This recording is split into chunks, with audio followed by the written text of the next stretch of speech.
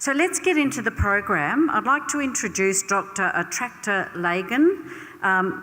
Dr. Lagan is a leading Australian business ethicist who has worked extensively in the corporate area in Australia and throughout Asia. She seeks to challenge leaders to develop positive values-led workplace cultures that balance what is good for business with what is good for society.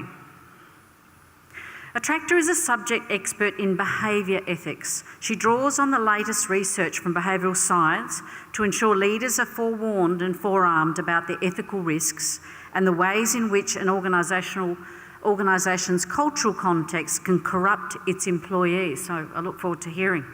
She has worked alongside the leaders of many major enterprises in Australia and Asia, helping ExCo teams measure and benchmark culture, draft organisational values and business principle statements, and engage employees in their ethical accountabilities. Welcome, Attracta. Good morning, everyone, and thank you very much for allowing me to be part of your day today. Ethics isn't the most popular subject on any agenda, so it's really nice to be the keynote rather than the after-lunch session where I usually am positioned. Now, originally I'm Irish, and the Gaelic for teach is to provoke. And that's what I'm going to try and do on this session today. I'm going to try and provoke you. And the first thing I'm going to say is that organisational culture can be intentionally designed, or it will emerge by default. So that's a big challenge for leaders. But I'm also here to tell you that I've got a toolbox that I'm going to share with you today that's going to show you how you can actually do that. I became fascinated by behaviour science, the behaviour science approach to ethics, after looking at the scandals that we've seen recently, such as the Volkswagen engineers. You know, when the Volkswagen engineers around the globe fitted a cheat device to their cars so that they could get their cars into America because they didn't meet the environmental standards. Now, I don't know if you know many engineers, but they take a lot of pride in their code of ethics. And to see engineers in every country actually fit this cheat device was quite startling. How do you get that collective unethical behaviour? And when they did the investigations into it, they found out that there was a cultural imperative. An organisational cultural imperative was to beat the environmental tests. They had to beat Toyota to be number one on the American market. And so they fitted a cheat device to enable them to do that. And they were totally blindsided to the ethical dimension. For them, it was just about making sure their organisation was successful. And again, the research tells us the major reason why people do unethical things in the workplace is to help their organisations. The next example I wanted to give you was the engineers at General Motors. And it's had a history of scandals. Now, the engineers at General Motors knew there was a product defect and it would cost $2.50 to fix it. But for 10 years, they didn't do that because they had a cultural imperative, which was keep costs down. And so the ethical dimension of their decision faded. It's called ethical fading.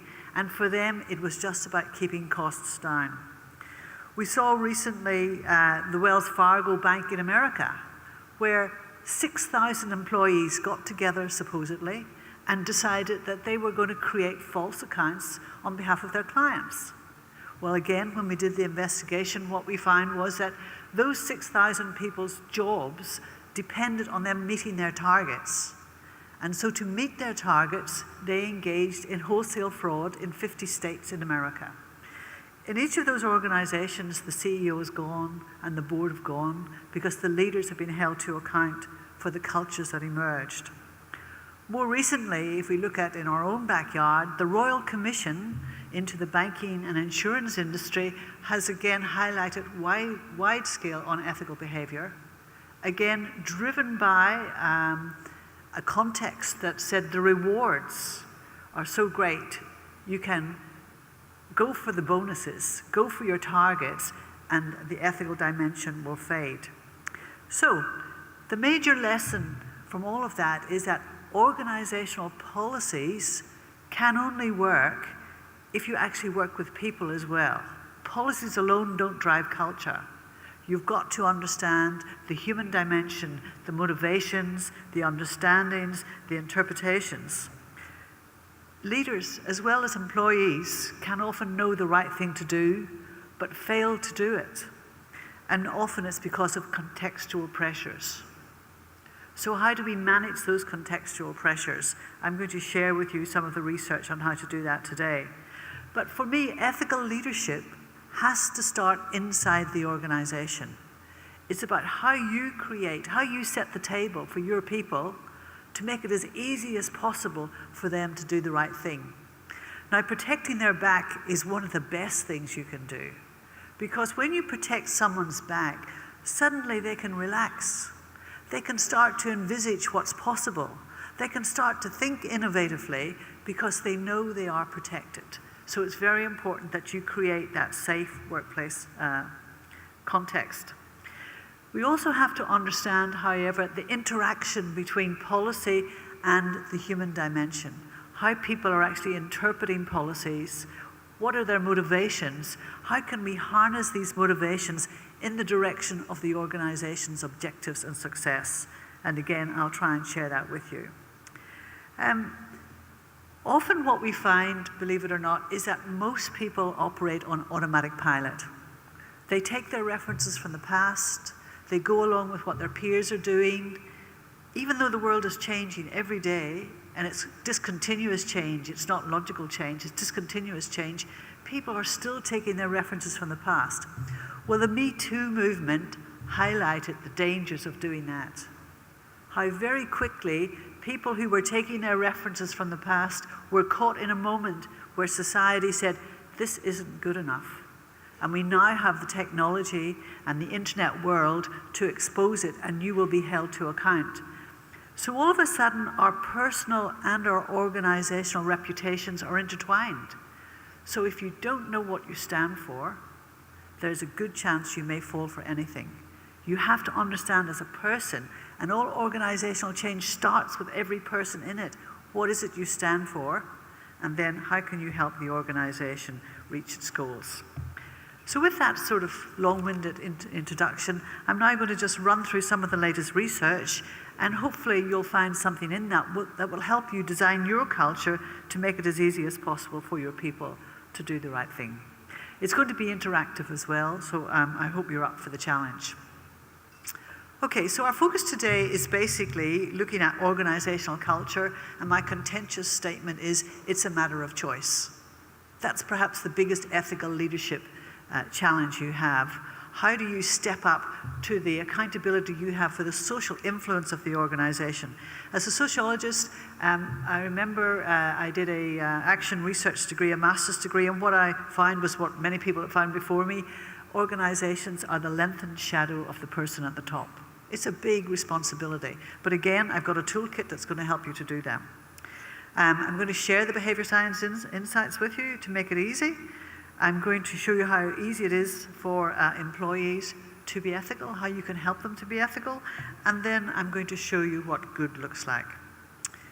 So let's start with this. To develop or to promote or to nurture an organizational culture, you have to be working at the individual level. After all, that's all an organization is, a collection of individuals, but also at the systems level, at the organizational level.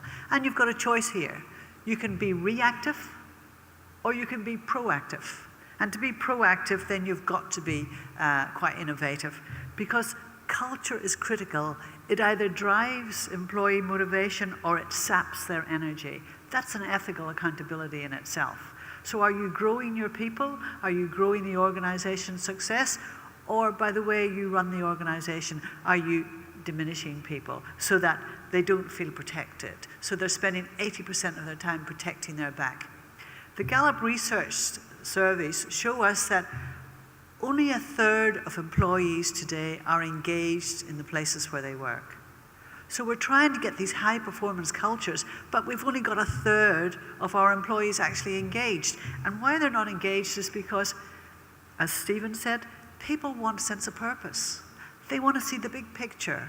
They want to know that when they come to work, they're making a difference. They're part of the solution to some of society's biggest problems. and again in South Australia, where a seventh, I was reading, of the population are employed in the public sector, and then their families. What you do really matters, because it shapes the psyche and the morale of the state as well as your organisations. So the challenge really is to reframe the questions around how to create a context that encourages people to make the right choice. How do you create that culture? How do you help employees become much more aware of the ethical dimension? How do you become much more aware of the pressures that they're under that may cause them to slip over the line? So I just wanted to give you an exercise. It was interactive at your table. To, first of all, if you were to describe your organisation today as an animal, what would it be? And let's stick to Australian animals. So is it a young animal? Is it an old, tired animal? Is it a friendly animal? Or is it a sort of a fearful animal? Just have that discussion at your table. If you were to describe your organisation as an animal, what animal would it be? Anyone want to share? Anyone want to say what was the popular animal at their table? Anyone want to share?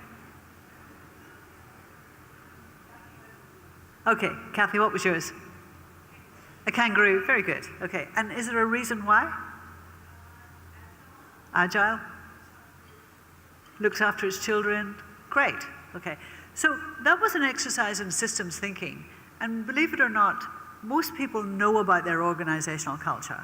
They see it as a system, and you need to know how you see your organizational culture if you want to change it or design it. So encouraging those sort of conversations starts to get you to think about, is this the animal I like? Do we want to be a kangaroo? Is a kangaroo appropriate for this age we live in? Or do we need to morph into something else? Because culture is created on a daily basis. Every new employee is either challenging, changing, or reaffirming the culture. So we've got to be talking about this. How do you create that context? Okay, one of the other things I'd like you to think about, we won't have time to do it, is thinking about your organization as an animal, as a system, then what's the biggest barrier to purposely designing the culture you want? Because you have that choice. So that's what you are today, you're the kangaroo. But given the digital age that we're in, is that appropriate? What do we have to do to be able to respond to the outside world? And it's about working at these two levels, challenging and integrating both individual learning and systems learning in the organization as a system. Okay, just see, lost something. So what about the context? I'm trying to say today as a behavior scientist that the context is actually more important than your character. I know that's painful, but the science shows us that the context will trump every time. So it's very important that you understand the context you're in. It's shaping how you're responding and how you're behaving. So that's the old world that we've left behind, you know, where power was basically institutional, it was opaque, it was top-down. It very much gave or spawned a generation of command and control cultures. And of course, they sap all sorts of innovation. What has emerged is what we call the digital world, where everything has become much more distributed. Think Me Too, think the internet, think social media. It's transparent, it's inclusive, it's decentralized. It's where you're held to account if you're found wanting in those chat rooms. I think recently, I don't know if you've seen, last year Google, for example, was held to account because one of its senior guys was found guilty of sexual harassment, or he was a predator on females. And the organization gave him a $90 million payout.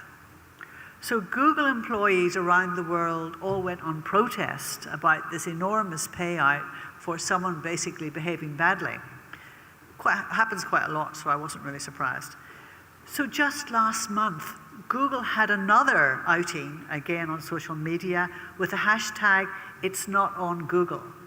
Now, why they were out at this time, and again, their employees around the world went out in protest, was because they said that there had been a culture of retaliation against the woman who had first raised the issue about sexual harassment.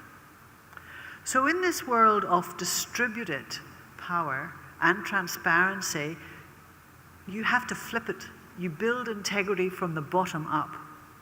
So it's not the top-down control culture, it's how you build one from the bottom up. So you're co-designing, you're taking people with you. That idea of public virtue, private vice, doesn't happen anymore. You will be held to account. Okay, so now let's challenge some more mindsets, because that's what you have to do to actually break the paradigm that's keeping us stuck in this idea that you can't manage culture. Or that you can control people. You've got to take people with you. What do you think about unethical behavior is rarely a conscious decision? Maybe I'll just have a show of hands, it makes it easier. Show of hands, who agrees with that proposition, that starting point? Or who disagrees? Well, let's go the agrees first. Unethical behavior is rarely a conscious. Could I just have a hands up? I need to say it quite clearly. Yeah, not so many. I would say maybe a seventh of the room. Okay. The science tells you this is correct. For most people, unethical behavior is an unconscious choice. They have been pushed over the line by their cognitive biases, by the contextual pressures, by being on automatic pilot, by peer pressure. The science tells us, and we're talking about science here, tells you that most people do unethical things and remain unaware. It's not a conscious choice. Okay. We can predict where and when people will misbehave. Let's go. Hands up. Who agrees with that statement?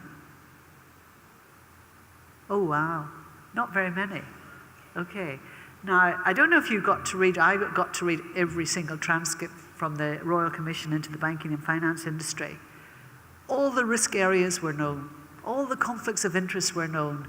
Every single situation that happened was a repeating pattern. The regulators will tell you, we know where all the risks are. We're conducting now conduct risk audits in the private sector because we know it's about the risk situation, not the risk person. How do you, at the risk situation, how do you manage that risk situation so that your people make the right choice? Again, the science tells us this, so you need to leverage off that science.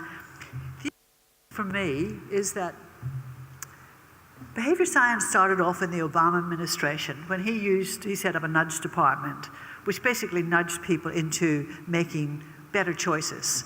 And nudges are very common everywhere. You know when you go to the ATM and you put your card in and it goes bleep, bleep, bleep, bleep? There's no other reason that bleep, bleep, bleep's happening but to remind you to take your card. That's a nudge. Same with, speeding notices. They're all nudges to remind you of the issues and then to help you to make the right choice. So the nudge department started off in the Obama administration, and what they found was that they could make enormous savings on the public purse by introducing nudging. And then it extended to the UK National Health Service, where they found that just by sending a text message to a person before their doctor's appointment the day before, they increased the National Health Service's capacity by 70%. Because what was happening was people just weren't showing up to see their doctor because it's free and it didn't matter. But when they got a nudge to say, will you attend, yes or no, suddenly they started to send texts, no, I won't. And so they freed up that position for other people. And there's many other nudges that are being used in the public sector I could tell you about.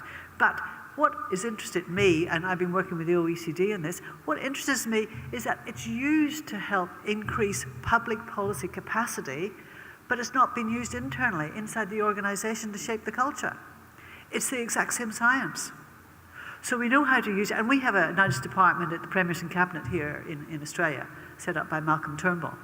So we're using it externally, but we're not using it internally. How does that make sense? It just does not make sense. But that's the world we live in. Nothing necessarily has to make sense. So we know how we can shape people's behavior, and we know how we can help nudge them into making better choices. Okay, I think I'm not going to get many people to agree with this, but I'm afraid the science tells us this has happened. This is how it works. Most people, under immense pressure, will slip over the line. And again, if you think of all those engineers from Volkswagen and General Motors, and even in NASA, the NASA culture, It's a classic case, the Harvard case about the NASA engineers who for 3 days deliberated whether the Space Challenger shuttle could fly because there'd been a frost the night before, and they kept saying, no, we can't do it, the safety element, no, we can't do it. For 2 days, on the third day, a NASA executive came into the room and said to the engineers, take off your engineering hat and put on your NASA hat, and remember our cultural imperative, which is to get a man on the moon. So they changed their decision. So the ethical dimension faded. And so they were making a decision based on the cultural imperative to get the result, and 8 astronauts lost their lives. Context over character. The science tells us that's what you have to expect. Okay, it isn't all bad news. I'm going to tell you how to fix it all in a minute. So, amoral rather than unethical behavior shapes culture. What do you think? You agree? Oh, I like you. You agree with everything I say. Again, the research tells us this is the case. So when they did the first massive research after we got the global financial crisis, and it was basically given to us by MBA students out of the best universities in America. So when they went back to the academy and said, look, I think we have a problem, they did research into MBA students, graduates entering MBA school, and they tested their ethical acumen, and then they tested them after they'd read their MBAs, and guess what they found? The MBA process had actually de-skilled them in ethical decision making. Because I don't know if you know it, but it's basically an engineering degree, and it divides things into its parts, so you lose sight of the whole. So suddenly you've got Wall Street bankers saying, well, if we develop this product, we'll be able to sell more in this new market, and we'll be able to sell to new customers, and they're not canvassing the ethical dimension. If the product is so complicated that people don't understand it, councils might invest in it, and they might actually lose their money. People might buy houses they can't afford, and you might actually get a run on the housing market. We might actually destabilize the Western world. And that's what happened. They didn't ethical dimension, which is the downside. So that was an amoral. They weren't unethical, they just hadn't canvassed the dimension. Now the thing that you need to be aware of, when people are entering your organizations today, often they're amoral. So they've learned that the only thing that matters is getting a result. So they've cheated their way through high school, and again, we have the research through that. They've cheated at universities. They're playing games where they're told to cheat, and they can get the cheats so that they can play these games. So they're coming into your organization with a focus that it's about the result. It's not about how you get the result. So you need to stop them at the door and say, you can't do that when you come. It's also important about how you do it. Okay, I hope I haven't depressed you too much.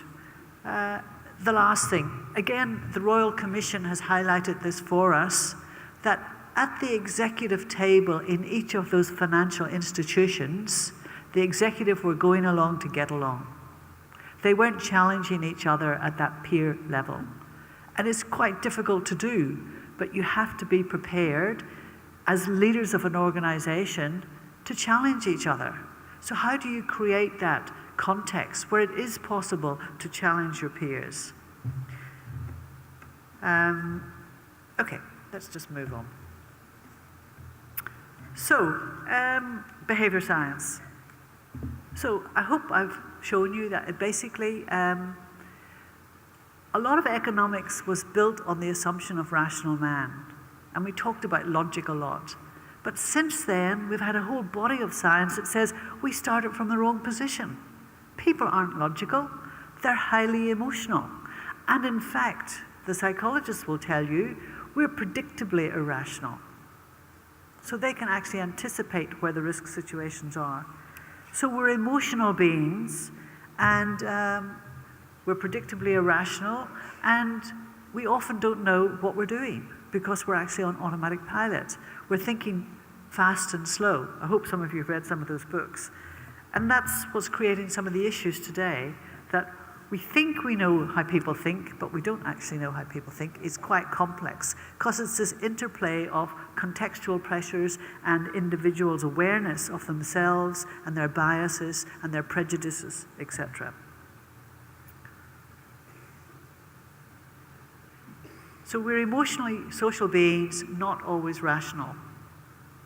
None of us are as ethical as we think. We're driven by our emotions. The context is greater than our character. A leader's role is to alter the environment in ways that make it easier for people to be values-driven. It's not easy to be values-driven because you have all these contextual pressures, because you may not have a level of self-emancipation. You don't know about yourself that much. And if you don't know who you are, it's very difficult to trust someone else. So we have to help people become much more aware of who they are as people. And then, of course, it really matters. Culture is actually enabling people to self-actualize, to flourish, or it's actually diminishing them and thereby diminishing society. So here are some of the risks that we know about. Here's how you can manage the risk situation. So on one hand, you've got the contextual enablers of unethical behavior. You've got the change churn. I hope you don't have it, but in every organization I go into, the executive are less than 3 years old. And every new executive brings in a new team, and they all want to do things differently. And so most people are thinking, oh, here we go again, another change program. And not many of them actually work. So those are some of the contextual pressures. I won't go through them all. And then you have your personal predispositions that also become enablers. The way you rationalize, people who are disengaged, who say, oh, look, it's just a job, doesn't really matter. Diffusion of responsibility. Oh, well, I wasn't consulted in this decision, so why should I implement it? That's how people think. That's why you have to consult with people, co-design with people. And then payback. Oh, the organization has treated me badly. I'm going to get my own back on it. I'll find a way. So I want you at your table just to look at those contextual enablers and some of the personal predispositions and think which of them might play in your organization, which are the biggest barriers that you have in your organizational context, because they're there. And unless you deal with them, they're undermining a healthy workplace culture. Could you just have that conversation at your table for a couple of minutes?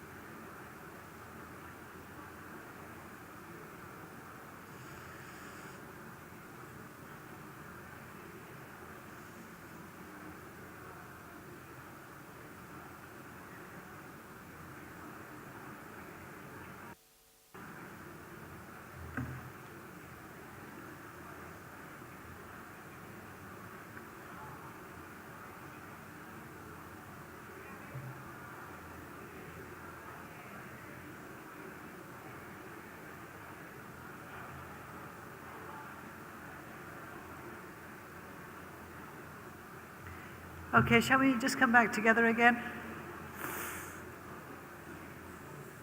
So there's the basis of your action plan. Those are some of the known risks that we know are in organisational cultures that have to be managed. If you want to move to a high-performing organisation, if you want to release discretionary effort, which is the hallmark of innovation, you will never get discretionary effort if people don't feel safe. So how do you create that safe place that enables people to step up and be fully there in the organisation? Okay, so again, I'll just share some of the research at this stage. So why do people behave unethically? Well, the MRI scans show us that when we're in a group, we go along to get along. So we're more likely to actually override our own idea of what's the right thing to do and go along with the group. If we feel that it's not fair, often what we do, if we feel it's not fair, we are more inclined to that payback. Again, remember, we're emotionally, we're highly irrational, we think fast, we're just reacting. This is what shapes people's behaviour, not policies. It's their motivations and their internal interpretations of what's actually happening. So you need to be managing what people think as well as what people do. That's how leaders create the right social influence for an ethical culture to emerge. When we're tired or emotional, big alarm bell, don't make any major decisions because you'll be thinking fast. You won't actually be reflective. You're not being the best that you are. You can have copies of these PowerPoints so you don't have to take notes. It's a slippery slope. It's that first little thing that we allow to happen. The first time we walk past something happening, when we see someone doing something inappropriate, and we let that one little thing happen, and then the next time we can let something bigger happen. So we have to stop. You have to know what you stand for. It's interesting, when I'm doing graduate training for the financial institutions, I say to the students, I often think they're not in my workshop, I say to the students, when you join this organisation, you will be on the lowest power step, the lowest rung of the ladder, and you'll be told, just do it. You'll be told the organisation needs it. And at that point, you need to know what to stand for, because you need to be able to say to them, when you ask me to do that, how does that fit in with our code of conduct?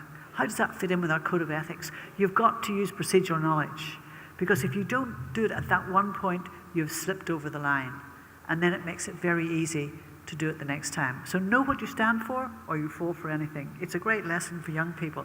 Share it with your children if you can. Loyalty wins. Unfortunately, that's why conflicts of interest are so important. That's why gift giving is so important. What gift giving does, it creates this enormous sense of reciprocity. So people feel they've got to do something for that person. So never accept gifts, because that is pushing you over the line. It's a very strong human emotion. So loyalty wins, we're loyal to the team, we're loyal to the organisation, we're loyal to our family. Those are all pressure points. I often say in fraud training workshops that the people that push you over the line are your friends and your family. Big alarm bell when they ask you to do something. Go back to your code of conduct. Go back to your code of ethics, because that is the point where you're an emotional person, you're not a rational person, and you're very vulnerable. That's your risk situation. And lastly, if the consequences are too severe, people won't raise the issue. So we have to find a way to make it okay to fail, okay to give feedback, become a listening culture. You have to become a listening culture before you can become a speak-up culture. So culture is a bit like a person. We go through all these different levels of self-actualization.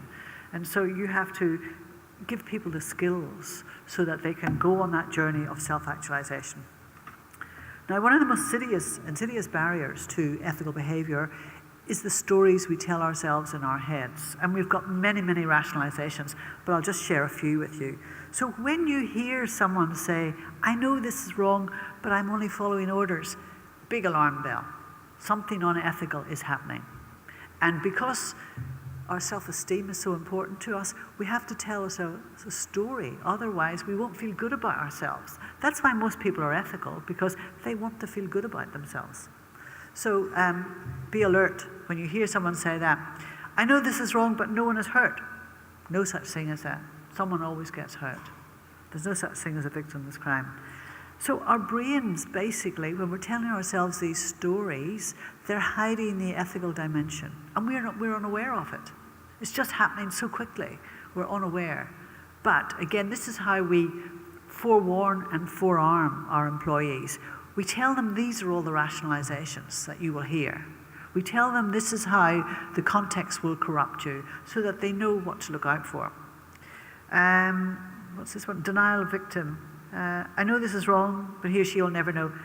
This is what all the bankers and insurance companies were saying. They were just helping themselves to other people's assets and saying they'll never know. Didn't really matter. Amoral decision. Social way. I know this is wrong, but the banks do even worse things. Or the miners do even worse things. Again, justifying to ourselves why we're doing unethical things. Appeal to higher loyalty. Remember the research I told you? 80% of people do unethical things to help their company. Again, think of the Volkswagen engineers, the General Motors engineers. They were doing that to help their organization achieve its goals, not for self-interest. So when you hear yourself saying, well, I've got nothing personal to gain, another alarm bell. You're slipping over the line. Someone else is gaining and you're helping them, so you've got that. So that's important. The metaphor, I know this is wrong, but I'm underpaid and I deserve this extra because, the senior people, they get to go to the cricket or whatever. So you start to tell yourself a story that makes it all okay. So change starts with that self-awareness. You have got to be telling your people, this is how you will be blindsided. These are the stories that you may hear your peers. When you hear that, you're on a slippery slope. And then we can all work together to design a culture, a healthy workplace culture where people can flourish, because that's all people want to do at the end of the day. And if they get a sense of purpose, that's an added bonus. But at least let's keep the stress levels down. Let's be alert to the fact that culture is sapping people's energy and creating stress unless it's managed. Yep. Okay, so now the good news. You can design a culture of choice, and we've got a toolbox to help you, and that toolbox is called behavior science. So it begins with sharing that information I've shared with you today, training your people so that they can be forewarned. It's about using choice architecture, which is basically strategic interventions like nudges, where at the point of decision, just in time, you say to people, have you thought about this, this, and this? Or you might send out a memo at Christmas time reminding people that there's a possibility that they will get gifts, and gifts are inappropriate. Priming, giving people information at the point of the decision. So if people are filling in expense sheets, at the top of the expense sheet, get them to sign, this is a true account of my expenses, because we know from the research, then they will become more honest. In the finance industry, just by putting a set of eyes in the trading room, they've discovered that people will be more honest. So there's lots of ways you can use choice architecture to design the context. Frames. Frames are very important. How you frame things determines how you act. And the thing with frames is, it's what they leave out of the frame that becomes important. So you hear many businesses say, oh, it's just a business decision. And you know immediately they're having a social impact, they're having an environmental impact, and there's probably an ethical impact, and they don't want to accept that accountability. So you have to be careful how you frame things. And you can frame lots of things. You can frame, well, for example, ethics training. Often ethics training switches people off. And the reason why it switches people off is because it starts from the premise and gives you lots of examples of unethical behavior, whereas most people think of themselves as being ethical. That's their identity. So you've got to build on that identity of someone as an ethical person and say, we know you're an ethical person, and this is how we're going to help you maintain your ethics. Okay, I'm being told to hurry on, so I'll hurry on very quickly.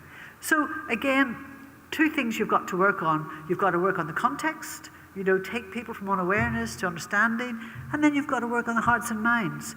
It's about what people do, and it's about how people think. You have to be working on both sides of the table if you want to actually bring about change. You've got to change the environment as well as how people think. Now, resetting the cultural dial of any organisation is a huge challenge, I know, because it's built on 100 of small interactions, decisions, and daily decisions, influences, and it happens every day. You can't have leadership once a year. It's something that happens every day. So you've got to talk about the purpose, remind people we're all in this together, we're creating a better society, we're creating a better organisation. You've got to explain to people the why. Often we just say, just do it. Well, people don't engage. You don't get their hearts and minds. Go for the why as well. Conscious leadership, making sure it's a fair and just. Conscious culture. You can design a culture. We've started with finding out what sort of culture you've got today. Then what's your ambition over the next year? How will you reset your cultural dial? And lastly, you have to be a role model yourself. We say people listen with their eyes. They're looking at their immediate manager, and that's who sets the culture for them. You've got to get that immediate manager to be role modeling the values, to be talking about your code of conduct, your code of ethics on a daily basis, to be asking people, what were the ethical issues you faced? Because every decision you make in an organisation has an ethical dimension, and we don't talk about it. We do it maybe 2 weeks a year in an ethics training course, but every day people are making ethical decisions, and they need to be, you have to make sure they're making the right ones. And then the last one, which is great to hear, you've got to measure it. What gets measured gets managed. So it was great to hear that you've started to measure culture and that you will continue with that process. So I'll just finish on this last thing I wanted to share with you. So the latest research shows that people no longer trust politicians, but they trust their organizational leaders. So you are in the box seat to help create a healthy society by getting people to relax, getting them feel confident, getting them to walk the talk so they know what they can expect so that they can flourish, the organization can flourish, and in turn the society can flourish. You are the people who can do that, so I hope you can step up to that challenge. Thank you.